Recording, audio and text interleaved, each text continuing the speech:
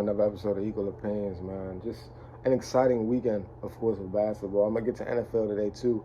A couple people I know was like, man, you don't talk about the NFL. I'm like, bro, it's not NFL season right now, guys. Can we show the NBA some love? The NFL, trust me.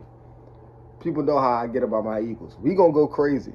You feel what I'm saying? Especially once we get into the NBA finals, it ain't going to be too much to really talk about besides like the little NBA offseason stuff.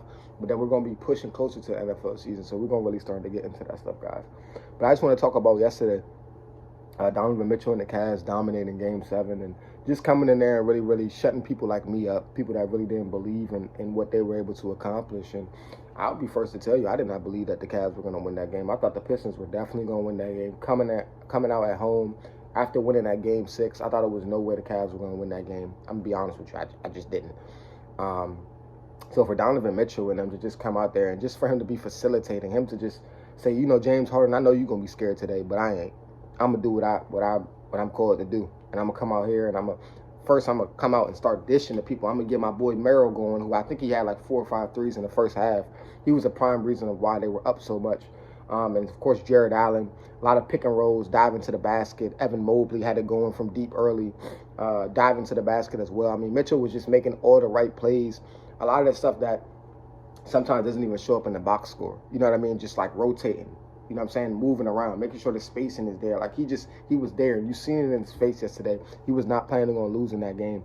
That was the only time where I thought the Cavs were going to win the game was when the game started yesterday. And I saw how Donovan Mitchell looked in that first and second quarter. And just seeing that look in his face, he looked like a man that was not going home with the loss. Cade Cunningham and them, they look tired, bro. And I'm not trying to give them no excuse, but they just look tired. Them boys did not look like they had any energy for a Game 7, which is crazy. Tobias Harris, I don't even know what happened to bro. I get it. You don't play well. All this 0 for 6 and brother, you need to drop at least 10 points. I said it though in my last video. At least 10. Not even 10 points is crazy. You're going to lose like that. But today is all about the Cavs, man. We got to get the Cavs and dudes like Jared Allen, dudes like Evan Mobley, dudes like Sam Merrill, man. We got to give them their flowers today and show them their love because they really came out there and performed at a high level. And I really, really loved what I watched from the Cavs yesterday. Excited for that series against the Knicks. But after that, we're going to shift to what's happening tonight. Tonight we got Oklahoma City. Actually, before I even shift to that, I heard a couple people on ESPN today, specifically Kendrick Perkins, talking about how this wasn't a statement from the Cavs. I don't understand how it's not a statement when a lot of y'all picked the Pistons to win, like me, which is why I believe this is a statement game, because we didn't believe that the Cavs could win this series in 7. That's exactly why it's a statement game, because they proved to us, hey, we're ready. We're just as ready as the Knicks. You know what I mean? So I loved seeing that, and I'm excited for that series against the Knicks. But like I said, we're going to go into what's happening tonight. Probably going to be the best series we've had in years, in my opinion. I'm really hoping that it is. But we got Spurs versus OKC. Jalen Williams is back like I told people he was going to be back. I said he's just waiting for the Spurs series. Why bring Jalen Williams back against the Lakers? For what? When we have A.J. Mitchell, who looks like a second coming of James Harden against the Lakers defense, who can't guard me. Okay, the Lakers can't guard anybody. I think that's one thing that was forgotten about the Lakers throughout, you know what I'm saying, losing Luka and Reeves and all that. They cannot play defense, and that was always a well-known thing. So, yeah. But when it comes to this series tonight, you guys, I'm very, very excited for Game 1. Game 1, nice fill-out game. I think Wemby's going to come out and really perform really well. I think, like, he really looks forward to playing these guys. I think he wants to show the world, like, yo, we're the best team. You know what I mean? Like, we all year long, like, we've been giving this team right here the belt, and we're going to give them a belt again on a national stage for a 7-game series. And I think this is the series that they've really been waiting for. But then again, you got Oklahoma City on the other side that they've been here before. And I think that's something that you always have to give credit to, is a team that's been there before, a team that's made it to the mountaintop, a team that's played in the Game 7 in the NBA Finals, a team that has reached that highest potential of winning that NBA championship. You have to understand the journey that takes to get there. And at the end of the day, them being on that journey and the Spurs not, it doesn't mean that the Spurs can't win. But Oklahoma City, in my opinion, has an advantage over the Spurs just because they have experience. And I tell people all the time, that type of stuff matters, man. I'm going to tell y'all right now, I do believe the Spurs are going to win this series in 6 games. That's just my honest opinion. Oklahoma City wins, I'll be first to come on here and say, hey, I was wrong. I just think it's the Spurs year. I think Wemby And I think this is the start of a dynasty for them. I think this team with those young guys, Dylan Harper, they got guys off the bench that could drop 20. I mean, this is a scary team, similar to Oklahoma City as well. So I can't say Oklahoma City doesn't have that on that side.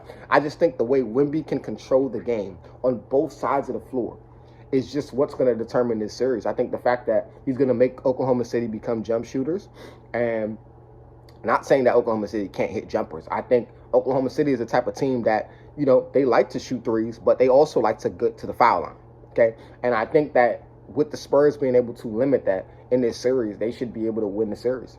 These are guys that can defend. You know what I'm saying? The worst defender that the Spurs have on the floor is De'Aaron Fox in their starting lineup. And he's not even a horrible defender. He's just not a good defender. You know what I mean? He's not a good or great defender, but he's not horrible. You know what I'm saying? I would call him just like a mild defender. He's okay. He's going to get barbecue chicken, but like, you're not going to be necessarily a defensive liability for me. And that's when it becomes a problem. Like, kind of like a Trae Young, a defensive liability, because it don't matter who gets put on Trae Young, they're going to flame him. He's too little.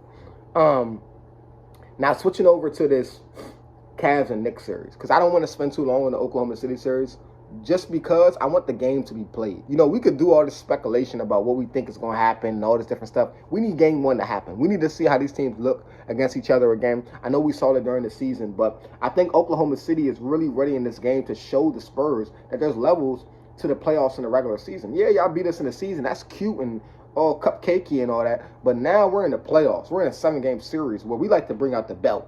We're not playing with y'all. So, Oklahoma City might be on time or like that, but I think it's Wemby time. If you ask me, I think it's Wembanyama time. Okay? All right. So, moving on. We got the Cavs versus the Knicks, which that game starts Tuesday. So, that series starts Tuesday. So, I'm excited for that series as well. I do think the Knicks are going to win that series in 5 to 6 games. I just think that the Cavs, coming off 2 series, which went 7, like, bro, eventually, bro, no matter how good you play, you're going to be tired. And that element of the Knicks getting their rest, I think that helps the Knicks in this series dramatically. The Cavs coming off basically no rest in back-to-back series, which they played Game 7s. Eventually, it's going to catch up to you. And I think that's one reason why from game to game, James Harden doesn't play as well, is because he's not getting any rest. People forget James Harden, he ain't a young bull anymore. He's 35 plus. I mean, he has to get his rest, man. So I think that is playing a real, real big factor in this. I think where the Knicks are going to really have to be worried about is those big men. How well will Mobley and Allen play? Will it translate from the Detroit series? You know what I mean? Because they're really going to need – I think if Allen and Mobley can play well, that's where the Cavs really have a chance to win this series. You know what I mean? How well will Mikal Bridges continue to play? How well will OG Anunoby look coming back off the hamstring injury? All that stuff factors into this series because – we have to see how these teams are going to match up against each other. Who's healthy? Who's looking the best? You know what I mean? All that stuff matters because at the end of the day, this is the type of series where the guards are the highlights of the series. Everybody cares about Brunson and Mitchell and Harden. But I think where the series will be won is in the paint with guys like Mobley and Allen and Karl-Anthony Towns and Mitchell Robinson. Like, I think that's where the series is going to be won at, is who wins deep down in those trenches. So, like I said, I do like the Knicks to win. I just think the Knicks are just a better team than the Cavs. I don't know. You know what I mean? Similar to how I thought about a series that we talked about a while ago when it came to the Knicks, but in that first round series. But at the same time, I just feel like, the Knicks are just better than the Cavs. So, argue with your mama, okay? Now, Shai Gilgeous-Alexander did win the MVP again. I'm not going to spend too much time on that because, like, everybody thinks he's a free throw merchant. I'm starting to think people don't watch basketball because if you see the separation that he gets when he puts the ball on the floor, I mean, the man just does poetry with the basketball. Step backs, he's getting everywhere he wants to on the floor. Now he's adding that three-point shot to his game where he can hit that side step and that swing leg step. I mean, the disrespect that Shai Gilgeous-Alexander gets, I mean, just for the bucket he gets, I get it. You can be mad at the fouls and all that, but one thing you can't deny is his skill and what he does on the basketball court and how well he is of a player. The guy's just a hell of a player, man. He deserved the MVP as far as I'm concerned. Wemby, great year, but, I mean, Shai Gilgeous-Alexander deserved the MVP. I'm not trying to hear about that. But Wemby has a chance now to show him I'm the real MVP. So, Wemby, go do that. And I believe you will because I picked y'all to win that series in 6 games. And then when it comes down to it, last thing we're going to talk about is, I know y'all want me to get into some football. You know what I mean? Aaron Rodgers, man. And we've already kind of discussed this. I'm just confused on what's going on over there. But that's for the Pistons. See, I'm so much talking about basketball. I'm supposed to say the Steelers, okay? That's what the Steelers have to worry about. And I know I already talked about this, but just idiotic stuff coming out of Pittsburgh. And just an organization that for years and years has been known to be making smart decisions. I just don't know what they're doing here. You're signing an old guy that last year showed you he can't throw the ball down the field. I mean, if the boy don't have longer than 3 to 4 seconds inside the pocket, it's a chance he's going to die because the boy can't move. Okay, he can't roam the pocket the way old Aaron Rodgers did. Okay, so when you start seeing that type of stuff, okay, guys, you start thinking in your head, okay, this guy probably needs to retire. Okay, because if he don't, okay, we're going to be carrying him out of the arena. Okay, that's just the truth. And I don't know what the Steelers woke up and smoked today, man, because anyway, man, Giannis wants out in Milwaukee. I think we all already knew that. Okay, I was done. The Steelers just stressed me out. I couldn't even get the full point out. Okay, I'm gonna just talk about Giannis to end off this pod today, you guys. Okay, Giannis, they saying he's showing up to whatever time to meeting. Giannis, just go ask for a trade, bro. I don't know what you're waiting for, gang. You think we're gonna bash you, brother? We don't care. We want to see you in the playoffs. The fact that Giannis is not in the playoffs for now is crazy to me. Okay, you got to stop this. You showing up late to the meetings, bro. You clearly don't want to be there. And everybody get mad at Miles Turner. Shout out to him for just shedding some light to what's going on, man. Because everybody's been in the dark for so long trying to figure out what's going on. This is foolishness, man. Does he want out or not?